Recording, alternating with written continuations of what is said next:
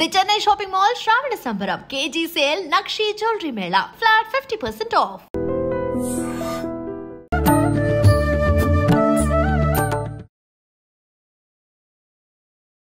నమస్కారం, welcome to I dream. ధర్మ మార్గం విత్ విజిత కార్యక్రమానికి స్వాగతం. ప్రస్తుతం మనతో పాటు ఉన్నారు ప్రముఖ ఆధ్యాత్మికవేత్త, పూర్వపు యాదగిరిగుట్ట అర్చకులు, ఆంధ్ర ఉపన్యాసకులు డాక్టర్ సందుగు కృష్ణమాచార్యుడు గారు. ఇప్పుడు వారితో మాట్లాడి మరిన్ని మంచి మంచి విషయాలు అడిగి తెలుసుకుందాం. నమస్కారం అండి. అందరికీ శుభాకాంక్షలు, ఆశీస్సులు. మనకు శ్రావణ మాసం ప్రారంభం అవబోతోంది. శ్రావణ మాసం అనగానే మనం ఈ నెలంతా కూడా ఆడపడుచులందరూ చాలా చక్కగా పూజలు, వ్రతాలు, నోములు వీటిల్లోనే నిమగ్నమై ఉంటారు. ముఖ్యంగా చేసుకునేది అంటే ప్రతిరోజు ఒక్కొక్క రోజు ఒక్కొక్క దైవతారాధన చేసినప్పటికీ ముఖ్యంగా శుక్రవారం వచ్చింది అంటే 4 శుక్రవారాలైనా 5 శుక్రవారాలైనా కూడా చాలా చక్కగా వరలక్ష్మి వ్రతం చేసుకోవడము, పూజ చేసుకోవడం చేస్తూ ఉంటారు.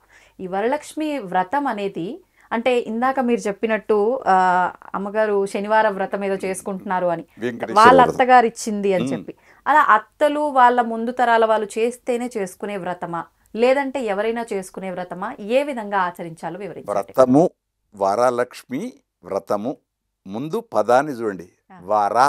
అవును, శ్రేష్టమైన, శ్రేష్టమైన మొదట్లోనే ఉంది. అంటే నీ మనస వాచ కర్మణ గొప్పగా చేసుకునే వ్రతం. ఒక్క శ్రావణ మాసంలో చెయ్యమని కాదు, రోజు చెయ్యాలి. రోజు చెయ్యకుంటే కనీసం శ్రావణ మాసంలో అన్నా చెయ్యి. శ్రావణ మాసంలో కూడా నాకు వీలు కాదు, కనీసం ఒక్క శుక్రవారం నాడైనా చెయ్యి. ఇప్పుడు మళ్ళీ దాంట్లో రెండోది అడిగారు, అత్త నుంచి పరంపరాగత. ఇది మన ఆచారం, ఎక్కడ శాస్త్రం నుంచి లేదు. మన ఆచారం ఇచ్చి పుచ్చుకొనుట, పెద్దల నుండి అనుగ్రహించబడుట. కొత్త వాళ్ళు స్వీకరించవచ్చు, ఎవరైనా స్వీకరించవచ్చు, దానికి నియమాలు ఏం లేవు. అయితే ఇక్కడ ఒకటి, ఎందుకు ఈ ఇచ్చుకుట్ట పరంపర? ఆషాఢం దూరం చేస్తుంది, శ్రావణం కలుపుతుంది. ఆషాఢంలోనే భార్యాభర్తలు, ఆ తల్లిగారింట్లో ఉంటుంది ఆమె, ఈయన తల్లిగారింట్లో ఉంటాడు ఈయనే. అక్కడ ఎడం. తర్వాత శ్రావణ మాసాలు కలిపారు. కలిపిన తర్వాత మొట్టమొదటి పూజ, ఇద్దరు కలిసి హాయిగా పూజ చేయడం. అందుచేత శ్రావణ మాసం ఏం చేస్తుంది? శ్రవణ శుభగం. శ్రావణం పేరే అదే, శ్రవణ శుభగం. మంచి మాటలు వినుట. ఆ మాటలేంటి? వేదవాక్కులు, పూజావాక్కులు, మంచి ఈ అమ్మగారులు వాళ్ళ భజనలు ఇవి. అందుకు ఆషాఢంలో ఏముంది? ఆషాఢంలో వర్ష ఋతువు కాబట్టి వర్షాలు వస్తాయి కాబట్టి బోనం. బోనం అనేవరకు ఏమైంది? అన్నం. అన్నం అనేవరకు ఏమైంది? అక్కడికి బ్యాక్టీరియా అంతా అక్కడికి వెళ్ళిపోతుంది. ఆ బ్యాక్టీరియా అంతా వచ్చేటప్పటికి ఏముంటుంది? వేపక మండలు. ఇక్కడ శ్రావణ మాసంలో వరలక్ష్మి వ్రతం దగ్గర వచ్చారు, మామిడి ఆకులు. అంతే. అక్కడ ఇక్కడ అది సైంటిఫిక్ రీజన్గా వెనకటి వాళ్ళు పూర్వీకులు మనకి ఇచ్చినటువంటిది. కనీసం ఈలానన్నా సౌభాగ్య వ్రతం చేసుకో తల్లి. దీనికి అనేక రకాల్లో మళ్ళీ వ్రతాలు వచ్చాయి. పండితులు చెప్తున్నారు ఎన్నెన్నో సౌభాగ్య వ్రతమని, ఆ వ్రతమని, ఈ వ్రతం ఎన్నెన్నో వచ్చాయి. ఏదైనా ఒకటే, దైవ ఆరాధన. దైవ ఆరాధన అది చేస్తే చాలు, సంతోషం. ఇప్పుడు అంటే ఈ వ్రతం చేసే రోజున కూడా ఇందాక మీరు ఇంతకుముందు టాపిక్లోనే చెప్పినట్టు సాయంత్రము లక్ష్మీ అమ్మవారి ఆరాధనకు శ్రేష్టం కాబట్టి సాయంత్రమే ఈ వ్రతం చేసుకోవాలి, పొద్దునంతా ఉపవాసం ఉండాలి అని చెప్పి. కొంతమంది లేదు పొద్దున చేసుకున్నా పర్వాలేదు కానీ వాయినాలు ప్రత్యేకం, ఈ పసుపు కుంకుమలు ముత్తైదులకు ఇవ్వటం అది సాయంత్రం ఇచ్చుకోవచ్చు అని రకరకాలుగా చెప్తారు. అసలు ఏంటి వాస్తవం? వాస్తవం పూజ కాగానే అందరికీ తిలకం పెడతామే. ఎందుకు పెట్టాలి? మంచిని పంచుట, మంచిని పంచుట. కానీ స్త్రీ కోరుకునేది ఏంటి? సౌభాగ్యం. సౌభాగ్యం. సౌభాగ్యమే పసుపు కుంకుమ. పసుపు కుంకుమ ఎదుటి వాళ్ళకు ఉంచేసి ఇస్తేనమ్మా పుచ్చుకుంటేనమ్మా. దానికి ఆ వాయనం కూడా ఇచ్చేటప్పుడు, చాట వాయనం, ఈ వాయనాలు ఇచ్చేటప్పుడు ఏం చేస్తారు? ఇస్తిని పుచ్చుకుంటుంది. ఏమి ఇస్తిని? ప్రేమను పంచాను, నీ దగ్గర నుంచి ప్రేమను పొందాను. ఆ ప్రేమనే ఆశీర్వచన రూపంలో ఉంటుంది. సౌభాగ్యవతి భవ వర్ధతాం, పిల్లలు పాపలు చల్లగా వర్ధిల్లమ్మా అని దీవించటం.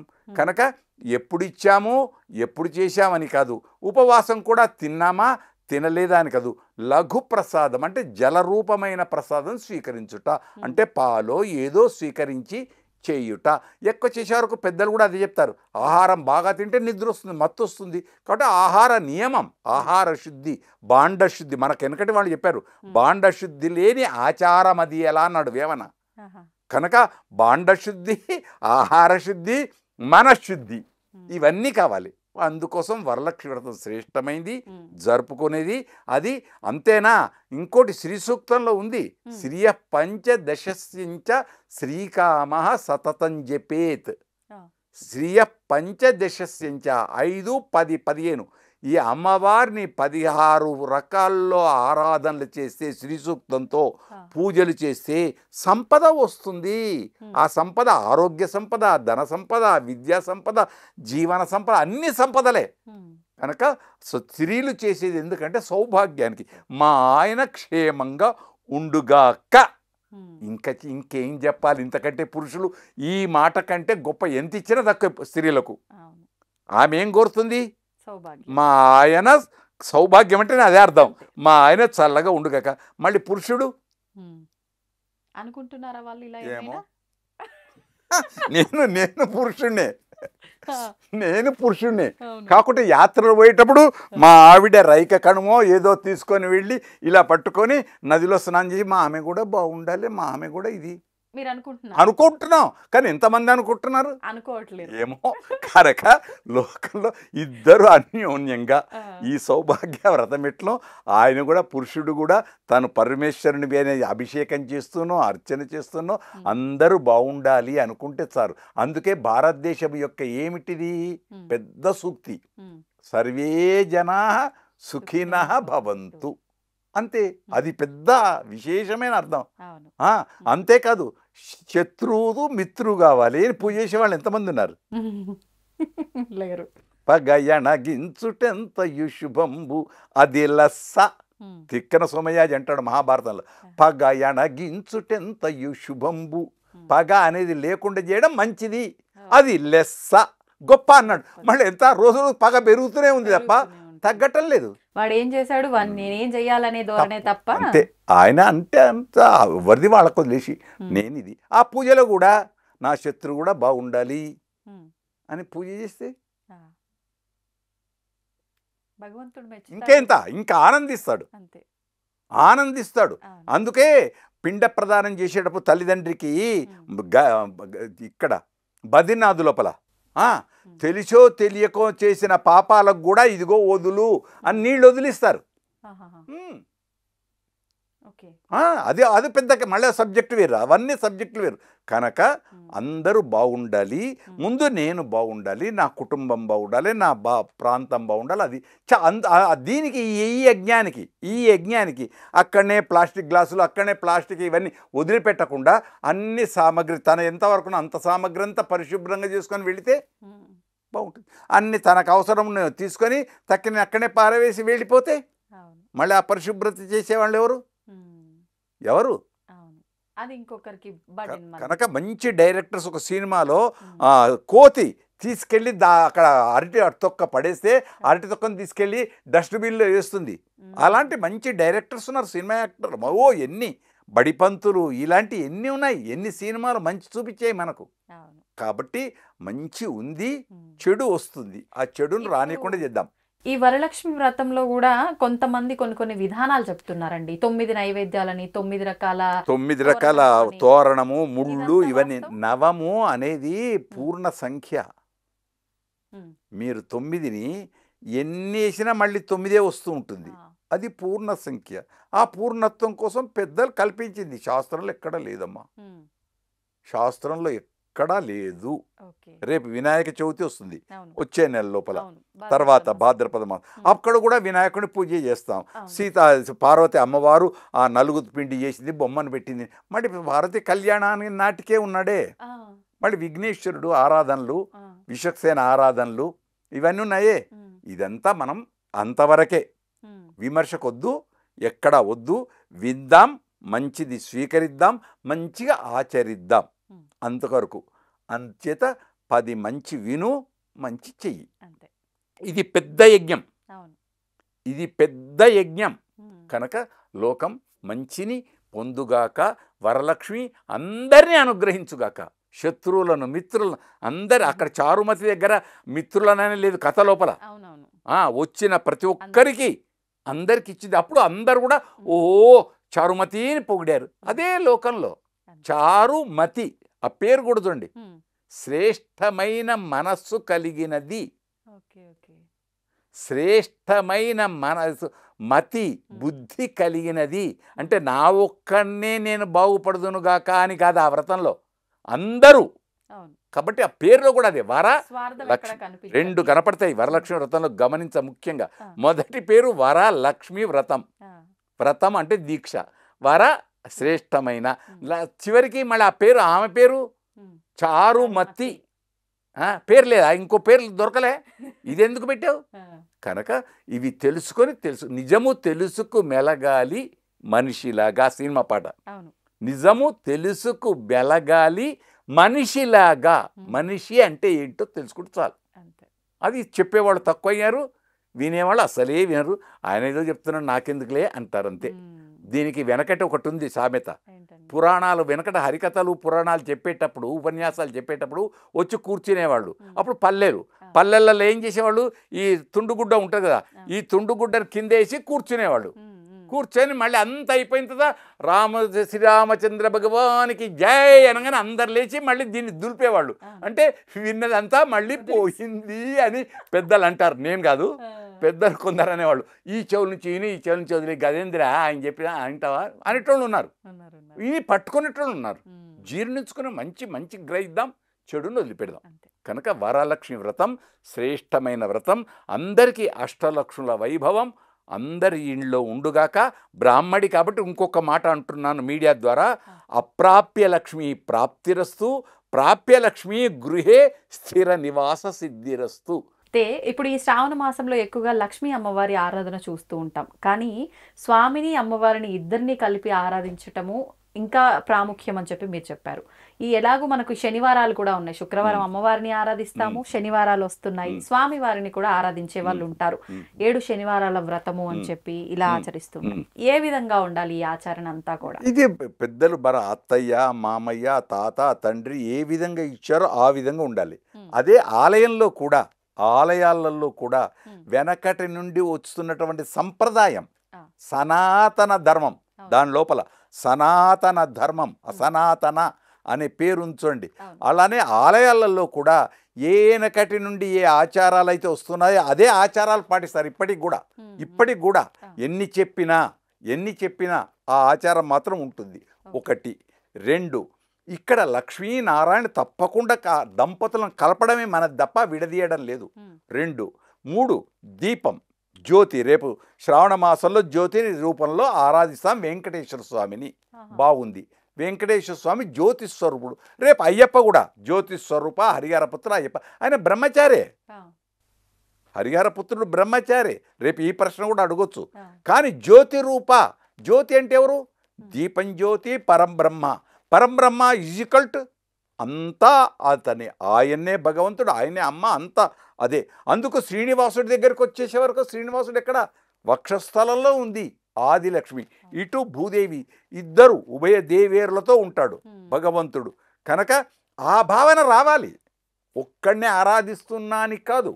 కనుక ఉభయులను కూర్చి చక్కగా ఆరాధిస్తూ ఆ దీపంలోనే వత్తులు కూడా అదే స్వామి అమ్మవారు, ఆ దానితో కలిపి ఆరాధించి ఆ జ్యోతిని వెలిగించి ఆ ఆరాధనలు అందిస్తే చాలు, అంతే.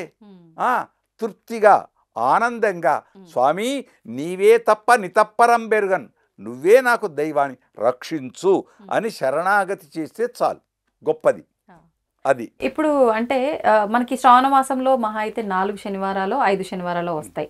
మరొకవేళ 7 శనివారాల వ్రతం చెయ్యాలి అనుకున్న వాళ్ళు ఇప్పుడు మొదలు పెట్టొచ్చా? మొదలు పెడితే మిగతా మంత్లో కంటిన్యూ చేయొచ్చా? ఎప్పుడైనా మొదలు మంచికి ఒకటే ఇది, మంచికి సమయం, ఇవన్నీ మనకు నియమాలు ఎన్నో ఉన్నాయి. ముహూర్తం, గ్రహచారం, నక్షత్రం, బలం, ఎన్నో ఉన్నాయి. అన్నీ తెలిసినవాడు అమాస నాడు పోతాడు, ఏమీ తెలియనివాడు ఏకాదశి నాడు పోతాడు. ఈ చిన్న సామెత ఏమందాం. కనుక ఇవి మనం ఏర్పరచుకొని పెద్దలు చెప్పిన నియమాలు కాకుంటే నియమాలను తప్పుపట్టడం కాదు. నువ్వు మంచి ఏది చేద్దామనుకుంటావో అప్పుడే చేసేయి. అందుకు నేను దానం చేస్తాననేటప్పుడు ఈ చేతి నుంచి వచ్చే దానం ఇట్లా ఇస్తా అనుకునే లోపల మళ్ళీ అవతలకు పోయి వచ్చే లోపల నీ మనసేం మారుతుందో, కనుక ఆ దానం వెంటనే చేసేయి. మంచిని కాబట్టి మంచిగా చెప్పాడు, చెడు చెప్పలే. చంపుతా అన్నావు కాబట్టి వాడిని ఇప్పుడే చంపేయి అని చెప్పలే, ఎక్కడ ఏ శాస్త్రం చెప్పలే. కాబట్టి మంచిని ఎప్పుడైనా, ఇది ఒక్కటే కాదు, అన్ని శుక్రవారాలు మంచియే. ఒక్క శుక్రవారమే కాదు, రోజు కుంకుమార్చన మంచిది. ఆలయాలలో రోజు కుంకుమార్చన, ఉదయం కుంకుమార్చన, సాయంత్రం కుంకుమార్చన. మళ్ళీ అక్కడ శుక్రవారమే అని లేదే. కానీ మళ్ళీ శుక్రవారానికి ప్రాధాన్యత ఇవ్వాలి. కాబట్టి ఉంజలి సేవ అని ఒక ఆలయంలో, ఇంకొక ఆరాధన అని ఇంకో ఆలయంలో, ఇంకో ఆరాధన, ఏదో రూపంలో మొత్తానికి ప్రత్యేక ఆరాధనలు ఉంటాయి, సామాన్య ఆరాధనలు ఉంటాయి. కనుక సంతోషం. అంటే ఇప్పుడు మనం ఏ వారము ఏ దేవుడు అనేదంతా అవసరమే లేదు, మన భావన ఎలా అనిపిస్తే అలా అది గొప్పది. ఇప్పుడు మీరు చెప్పిన దానిలో 100 మార్కులు కాదు, 200 పైన మార్కులు వేస్తున్నా. అంటే 100 plus plus plus plus plus వేస్తున్నా మార్కులు. కనుక ఎప్పుడు అనలేదు, నీకు మంచి ఎప్పుడు అనిపిస్తే అప్పుడు చెయ్యరా బిడ్డ, మంచి చెయ్యి, చెడు చెయ్యకు, అంతే. మనం భగవంతుడి విషయంలో ఏం చేస్తున్నా సరే ఏదో ఒక భయం అనేది ఉంటుంది. అంటే ఏదైనా తెలిసి తెలియక తప్పు చేస్తే మళ్ళీ ఇది నాకు దోషంలా వస్తుందేమో ఫలితం. మళ్ళీ పెద్ద మంచిది ఇచ్చారు మీరు. అందుకే ప్రతిదీ చేసిన తర్వాత చివరికి ఉంటుంది, కాయేన వాచ మనసేంద్రియైర్వా బుద్ధ్యాత్మనావా ప్రకృతే స్వభావాత్ కరోమి యజ్జత్ సకలం పరస్మై నారాయణ ఏతి చదువుతామే అందరం, అంతే తప్ప మళ్ళీ ఇంకోటి చదువుతాం, మంత్రహీనం క్రియాహీనం భక్తిహీనం జనార్దన. అంతేకాదు యదక్షర తప్పు చదవచ్చు, స్వరం తప్పు కూడా వస్తుంది. యదక్షర పదభ్రష్టం మాత్రాహీనంతు యద్భవేత్ తత్సర్వం క్షమ్యతాన్ దేవ నారాయణ నమస్తే. పెద్దది, ఇంత పెద్ద గజదండ వేయాల్సిన అవసరం లేదు, చిన్న మాల వేసి ఇదే పెద్ద అనుకో అంటే ఏ ముఖ్యమంత్రి కూడా తప్పు పట్టాడు. ఇంత పెద్దగా వేసి 50 మంది పట్టుకొచ్చి వేయాల్సిన అవసరం లేదు. దేశానికి నేనేం చేస్తున్నాను ఆ ద్రవ్యం. అందుకే కొందరు మంత్రులు, కొందరు ముఖ్యమంత్రులు కూడా నాకు దండలు వేయకండి, ఆ దండలకు వేసే ఖర్చును పేదవాళ్ళకు ఖర్చు పెట్టండి, నాకు ఒక చిన్ని పుష్పం ఈ అంతే చాలు. చిన్ని పుష్పం, అది కూడా గులాబీ పువ్వు కాదు, ఏదో ఒక ప్రేమ పుష్పం, అంతే చాలు, అది గొప్పది, అంతే. కాబట్టి పూజలకు కూడా 7 వారాలని కాదు 21 వారాలని ఉంది. ఇంకా ఇంకా ఇంకా ఇంకా ఎన్నెన్నో మనం కల్పించుకున్నాం. కానీ నిత్య పూజలు నాయి గుర్తుంచుకోండి. త్రికాల పూజలు ప్రాతः మధ్యాహ్న సాయంకాలం. సూర్యుడికి అర్ఘ్యం ఎంతమంది వదులుతున్నారు, చాలామంది ఉన్నారు పాటించేవాళ్ళు, కానీ పాటించాలి. సంధ్యా వందనం దాని పేరే. అది పురుషులకు స్త్రీలకు అందరికీ, ఏదో పురుషులకే చెప్పారని కాదు. సో అప్పుడు దీపాలు వెలిగించి జ్యోతి, ఉదయం లేవగానే దీపం వెలిగించి చేయడం, పాలో ఏదో నైవేద్యం, మధ్యాహ్నం మళ్ళీ వంట కాగానే మళ్ళీ దీపాన్ని ఆరాధన చేసి మళ్ళీ ఆ మధ్యాహ్నపు ప్రసాదం నైవేద్యం, మళ్ళీ సాయంత్రం కాగానే సాయంత్రం జ్యోతి వెలిగించి మళ్ళీ ప్రసాదం. కాకుండా సాయంత్రం అయ్యే వరకు ఏం చేస్తాం, సాయంత్రం దీపం జ్యోతి పరబ్రహ్మాన్ని దండం పెట్టి మళ్ళీ ఆ మాంగళ్యాను దీపలక్ష్మికి మళ్ళీ కళ్ళకద్దుకోవడం, పేరంటానికి వచ్చిన వాళ్ళు పేరంటే అంత మనం కల్పించుకున్నది. ఇవన్నీ కాకుంటే శాస్త్రం ఉంది, దాన్ని ఆచరిస్తున్నాం. ఆచరించింది మంచిగా ఆచరించు, ప్రేమతో ఆచరించు. శనివారమే కాదు, అన్ని గొప్పవే. 365 రోజులు విన్నారా, 24 గంటలు సృష్టిలో ఉన్నది ప్రతిదీ మంచి అనుకుంటే భావన లేదు, ఇంకేంది. ప్రహ్లాదుడు ఏం చేశాడు, ఏం భావన చేశాడు? ముహూర్తం చూసుకొని తపస్సుకి వెళ్ళాడా? ధ్రువుడు ముహూర్తం చూసుకొని తపస్సు చేశాడా? ఏ ఋషులు? కనుక మంచి ఎప్పుడైనా సరే యాత్ర రంగయాత్ర దినే కులశేఖరులు అనే మహారాజు చక్రవర్తి ఆయన శ్రీరంగం వెళ్ళాలనుకున్నాడు. వెళితే రాజ్యం ఎట్లా, మళ్ళీ మంత్రులు వచ్చేవాళ్ళు, ఏదో పని చెప్పి ఏదో చేసేవాళ్ళు, మళ్ళీ అక్కడనే రామాన్ దండం పెట్టేవాడు. అట్లా మహనీయులు ఎన్ని లేవు, ఎన్నెన్ని ఉన్నాయి. కనుక రోజు ఆరాధిద్దాం ఎదుటి వాళ్ళని, సర్వ ప్రాణి సేవ, సర్వ ప్రాణికి సేవిద్దాం. తోచింది ఏదో అంత. కానీ ఇంకొక ఇక్కడ మంచి మాట చెప్పారు, వెనకటి సినిమాలు ఈ సినిమాలు కాదు, అంటే ఇప్పటి సినిమాలు నేను తిడుతున్నానని కాదు, మంచి అందించడం లేదు ఏమో అని మనసులో అనిపిస్తుంది. ఎందుకు ఉదాహరణ ఇస్తున్న ఒక్కటే, ఒకనాటి లవకుశలో ఎన్టీ రామారావు గారు నటించిన లవకుశలో కుశలవులకు చెప్తాడు, యజ్ఞాని కోసం సమిధలు తీసుకురా, కర్రలు తీసుకురా బాబు అంటాడు. ఆ కుశలవులు వెళ్ళి చెట్టుకు నమస్కరిస్తారు. నమస్కరించి మీ నుండి నేను ఈ కర్రలను స్వీకరిస్తున్నాము. ఇప్పుడు ఎంతమంది అట్లా చెట్టుకు నమస్కరించి కొడుతున్నామో నాకైతే తెలియదు. మళ్ళీ ఆనాడు డైరెక్టర్లు ఈనాడు డైరెక్టర్లు, ఆనాడు నటులు, ఈనాడు నటులు, ఆనాడు పండితులు, ఈనాడు ఏ లోటు లేదు. చెప్పేవాళ్ళు సరిగ్గా చెప్పటం లేదు, ఆచరించేవాళ్ళు ఆచరించరు. అదొక్కటే. విన్నారా? కాబట్టి ఆడంబరాలకు వెళ్ళొద్దు, చెడును కాకుండా మంచిని అందిద్దాం, ఆ మంచిని పట్టుకుందాం. ఒకటి ఉదాహరణ, గులాబీ పుష్పం ఉంది, ఆ పుష్పం ఏంటి? పరిమళం అందించాలి. అందుకే పెద్దలేమన్నారు, వాసన లేని పువ్వు బుధ వర్గము లేని పురంబు. ఎన్ని గొప్పగా చెప్పాడండి. బుధ వాసన లేని పువ్వు అన్నాడు, అంటే మంచి గుబాళింపు కలిగింది కావాలి. బుధ వర్గము లేని పురం, బుధ వర్గం అంటే పండితుడని కొందరు అనుకుంటున్నారు. స్కూళ్ళు లేని ఊరు ఉండకూడదు. బుధ వర్గము లేని పురంబు అంటే పాఠశాలలు చెప్పేవాడు ఉన్న ఊరు ఉండాలి. ఎడ తెరగక పారు నీరు జలము నది, ఏం కావాలి మనకు? భగీరథ, మిషన్ భగీరథ, అవన్నీ ఉండాలి. అవే వెనకటి ఏది చెప్పినా ప్రజల క్షేమం, అందరూ బాగుండాలి, ఆనందంగా ఉండాలి. చక్కని చదువు. పోతన్న ఒక మంచి మాట అంటాడు. పోతన్న రాస్తూ ప్రహ్లాదుడి చేత అనిపిస్తాడు, తండ్రికి చెప్తాడు. హిరణ్యకశిపుడు చెడ్డవాడు అనుకుంటున్నాం, కానీ చెప్తాడు. ఏమంటాడు హిరణ్యకశిపుడు కొడుకు? చదివించదన ఆర్యులొద్ద చదువుము తండ్రి, నిన్ను తీసుకెళ్ళి ఆర్యులొద్దా అన్నాడు. ఏదో గురులొద్దా అని అనలే. అంతకుపూర్వం అని చెప్పాడు, చదివిన సదసత్ వివేక చతురత కలుగన్. సత్ అసత్, ఏది మంచి ఏది చెడు అది తెలిస్తే చాలు. అందరు అబ్దుల్ కలాం, అందరూ చిన్నజీయర్లే, అందరూ రాజులే, అందరూ అంతే. ప్రజాస్వామ్యం అక్కడ దాకెందుకు? మన ప్రజాస్వామ్యం రోజు అంటామే, ఉద్యోగులు అందరం అంటామే, హక్కులు అడుగుతున్నాం. విధులు మన ప్రజాస్వామ్యంలో రాజ్యాంగంలో రెండున్నాయి, హక్కులు ఉన్నాయి, విధులు ఉన్నాయి. విధి ఎవరి డ్యూటీ వాళ్ళు చేస్తే, భార్య డ్యూటీ భార్య, భర్త డ్యూటీ భర్త, విద్యార్థి డ్యూటీ విద్యార్థి చదవడం, ఎవరి డ్యూటీ వాళ్ళు చేస్తే ఇంకేమి లేదు. అదే రామరాజ్యం. దొంగలే లేరు, తాళాలు అవసరం లేదు. అందుకోసం ఇది ఉంటే చాలు, అలాంటి కాలం వస్తుంది అని ఆశిద్దాం. మానవుడు ఆశాజీవి కనుక ఆ మంచి కాలము, ఒక సినిమాలో ఉంది పాఠం, ముందు ముందు ఉంది లే, అట్లా మంచి వస్తుంది ఆశిద్దాం. మంచి జరగాలి, అందరూ బాగుండాలి. ఇంకో ఇప్పుడు చెప్పాను, జీతాల కోసం పోరాడుతున్న, హక్కుల కోసం, కానీ విధుల కోసం మన విధి మనం కరెక్ట్గా చేస్తున్నామా లేదా అది నాకు నేర్పింది మా సర్వేల్ రెసిడెన్షియల్ స్కూల్. డ్యూటీకి సర్వేల్ రెసిడెన్షియల్ స్కూల్లో నేను డ్యూటీ చేసేటప్పుడు ఒక్క నిమిషం ఆలస్యంగా క్లాస్ రూమ్లోకి ఎంటర్ లేదు.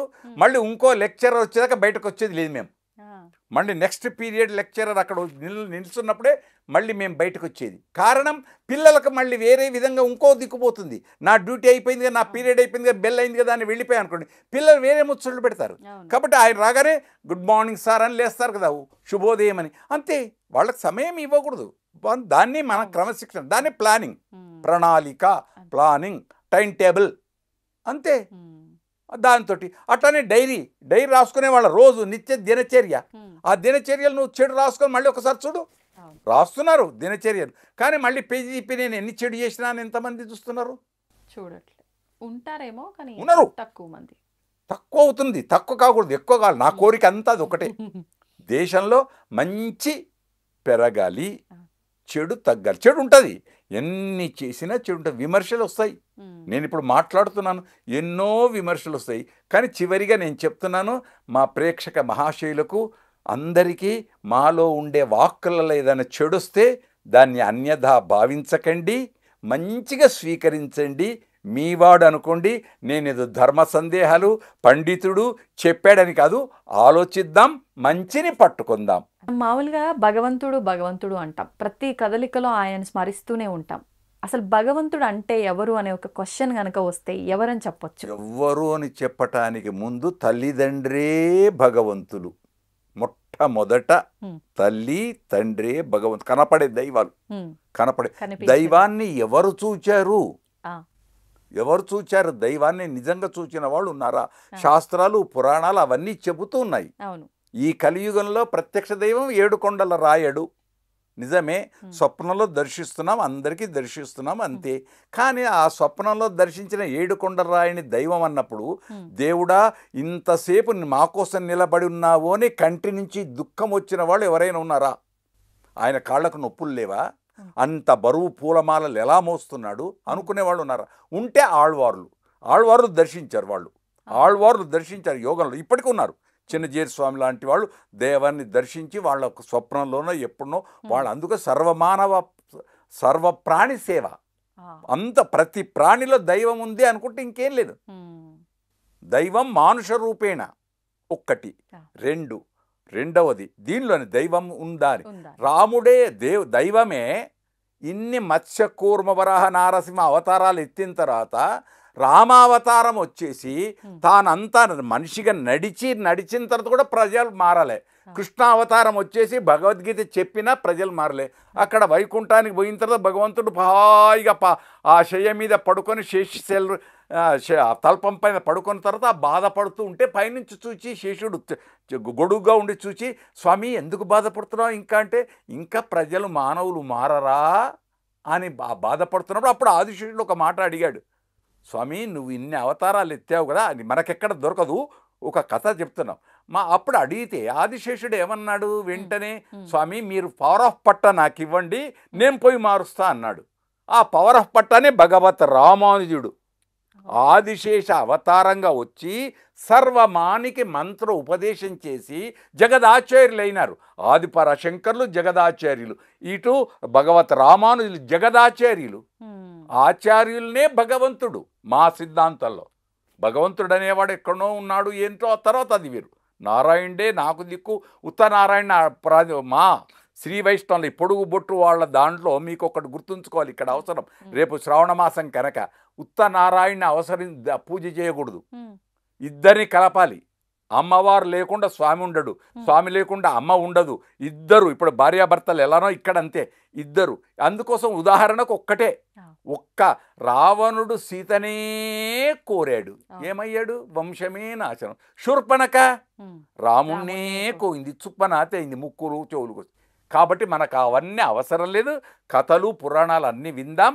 కాకుంటే ఒకటి ఇక్కడ తల్లిదండ్రిని పూజిస్తే చాలు, ఆ భగవంతుడుగా.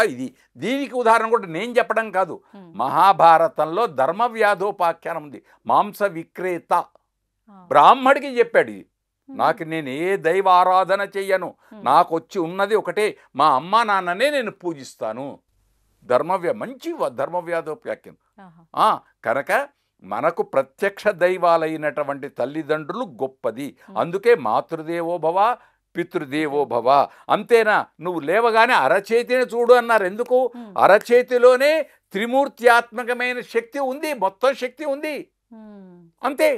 అందుచేత అరచేతిని ఇంకోటి నమస్తే ఇట్లా అనొద్దు, ఇట్లానండి, రెండు చేతులు కలపండి. అమ్మను అయ్యను ఇద్దరిని కలిపి రెండు చేతులతో హాయిగా వందనం. అది నమః అస్తే నమస్తే, నీకు నమస్కారం. దాంట్లో అర్థం నమస్తే అనే దాంట్లో నమః అస్తే, నీకు నమస్కారం. కాబట్టి ఆ నమస్కారం ఏంటి? ఇది నమస్కారం, ఇది భారతీయత. రెండు చేతులు కలపడం భారతీయత, అది ఉండాలి. ఆ భారతీయతను ఈ చేతులు కొద్దిగా కిందికి దిగి పాదాల దగ్గరికి వెళ్ళాలి. శరణాగతి, నీవే దిక్కు తప్పరం బెరగన్, అలాంటి జాలు, అంతే. పాదాలను ఆశ్రయిస్తే శరణాగతి. తల్లిదండ్రి కంటే మించిందేంటి? అందుకే షష్ఠి పూర్తి నాడు పాద పూజ. ఒక షష్ఠి పూర్తే కాదు, ఎప్పుడైనా బర్త్డే ఫంక్షన్స్ అని చేస్తున్నారు, ఈ పనికిరాని ఇంత ఆడంబరాలు చేసే బదులు వాళ్ళ పాదాలు కడిగే వాళ్ళు ఉన్నారు, ఇప్పటికీ ఉన్నారు. కోడళ్ళు కొడుకులు ఎందరో ఉన్నారు. ఇంకా దేశంలో చాలా మంచి ఉంది. కాకుంటే అది చేశామనుకో ఎంత ఆనందం. ప్రతి సంవత్సరం ఏదో ఆయుష హోమాలు అవన్నీ చేసినా తల్లిదండ్రి యొక్క పాదాలు కడిగి ఆ పాద జలాన్ని పైన చల్లుకుంటే, కంటికి అద్దుకుంటే చాలు, అంతే. అంతకంటే ఏం కావాలి? కనుక ప్రత్యక్ష దైవం తల్లి తండ్రి మొదటిది. ఆ తర్వాత సూర్యనారాయణుడు. ఆ తర్వాత అక్కడ మనం లేపుతున్నాడు, ఆయన కిరణాలతోటి లేపుతున్నాడు. రోజు బిడ్డ లే అంటాడు. తాను పోతూ కూడా ఏం చేస్తున్నాడు? చంద్రుల్లో ఉంచుతున్నాడు. దినాంతే నిహితం తేజ అంటాడు. పోతూ తన తేజస్సు దీపాలలో ఉంచేస్తున్నాడు. అగ్ని జ్యోతిలలో ఉంచేస్తున్నాడు. కనుక భగవంతుడు సర్వాంతర్యామి. ఇది మనమనలే. ఆ గజేంద్రుడే అన్నాడు, ఎవనిచే జనించు జగమెవ్వని లోపల నుండు లీనమై. కనుక ఆ భగవంతుడు అతన్ని నేను నమస్కారం అంతే. ఇప్పుడు భగవంతుడికి రూపం ఉందా అంటే ఉందా, లేకపోతే నిరాకారి ఉంటుంది. నిరాకారం సాకారం రెండు చెప్పిండ్రు. ఆయన అణూరణీయాన్ మహతో మహీయాన్. అణువు కంటే పరమాణువుగా లోపల ఉన్నాడు, కనపడు, లోపల ఉన్నాడు. ఆయన ఉంటే శివం, ఆయన పోతే శవం. ఇది తెలియాలి. శివం అనగానే ఏదో శైవం అనే అట్లా కాదు. శివం అంటే మంగళప్రదం. ఆయన ఉంటే శివం, ఆయన పోయి సత్యం శివం సుందరం. ఆయన ఉంటే శివం, ఆయన పోయినాడు అనుకోండి శవం. తను ఎవరు ముట్టుకోరు. మళ్ళీ ఇప్పుడు భగవంతుడు ఎక్కడున్నాడు? ఇక్కడనే ఉన్నాడు కదా, ఆరాధించబడుతున్నాడు కదా.